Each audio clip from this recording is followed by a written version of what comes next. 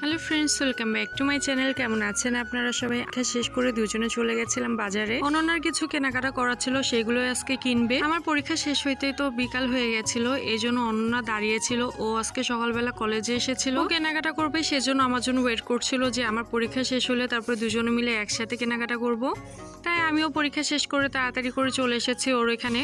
দুজনেই আজকে অনেক বেশি টায়ার্ড, কেননা আমি সেই সকালবেলা বেরিয়েছি পরীক্ষাতে, আর ও সকালবেলা বেরিয়েছে। আর গতকাল তো একাদশী ছিল, এজন্য আরো অনেকটা বেশি ক্লান্ত লাগছিল। তারপরও কেনাকাটা করতে কার না ভালো লাগে বলেন, সেটা নিজের জন্য হোক বা অন্যের জন্য। ওদিকে অনন্যার জন্য, ওর মার জন্য, বাবার জন্য, সবার জন্যই কেনাকাটা করা হয়ে গেছে। তাই বাসায় ফেরার পথে ভাবলাম যে এখান থেকে ফুচকা খেয়ে যাই। বেশ অনেকটা দিন হয়ে গেছে যে ফুচকা খাওয়া হয় না, তার জন্য ভাবলাম যে এখান থেকে ফুচকা খেয়ে যাই। আর আমাদের যশোরের চৌরাস্তার এখানকার এই ফুচকাটা আমার অনেক বেশি ভালো লেগেছে। রেডিমেড ফুচকাগুলো আমার একদমই খেতে ভালো লাগে না, বাসায় বানানো এই ফুচকাগুলোই আমার বেশি ভালো লাগে খেতে। কেনাকাটা করতে যে অনেকটা রাত হয়ে গেছে, আর কি কি কেনাকাটা করেছি সেটা আপনাদের সাথে পরের ব্লগে শেয়ার করব।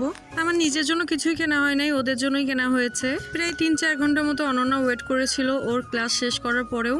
আমি নাকি পছন্দ না করে দিলেও ওর কেনাকাটা করতে ভালো লাগে না, আর আমি যেটা পছন্দ করে দিই সেটাই ওর কিনতে ভালো লাগে। এদিকে আমাদের ফুচকাগুলো রেডি হয়ে গেছে, 2 প্লেট নিয়েছিলাম দুইজনের জন্যই। প্রথমে ভেবেছিলাম যে 1 প্লেট দিয়ে দুজনে খেয়ে নিব, কিন্তু তারপরে দেখলাম যে সকাল থেকে দুজনেই কিছু খাই নাই, তার জন্য দুইজনের জন্য 2 প্লেট নিয়েছি। খালি পেটে ফুচকা খাচ্ছি, জানি গ্যাস হয়ে যাবে, তারপরেও খেতে মন চাচ্ছিল, এজন্য খেলাম। কোনো কিছু খাওয়ার আগে এমনটাই হয় যে ও যেটা খাবে সেটা আগে আমাকে দিয়ে খাবে, আর আমি যদি খাই তাহলে আমি আগে দিয়ে খাবো।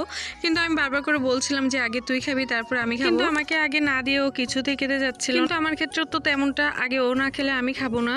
আজকে ছোট ব্লগটি আপনাদের কেমন লাগলো অবশ্যই কমেন্ট করে জানাবেন, আর যদি ভালো লাগে তাহলে একটা লাইক করে দিয়ে পাশে থাকবেন। যারা এখনো সাবস্ক্রাইব করেন নাই তাড়াতাড়ি করে সাবস্ক্রাইব করে দেন, আর 500 সাবস্ক্রাইবার হয়ে গেলে একটা সেলিব্রেশন করব। সব ভালো থাকবেন, সুস্থ থাকবেন, দেখা হবে আবারও একটা নতুন ব্লগ নিয়ে। আজকের মতো টাটা।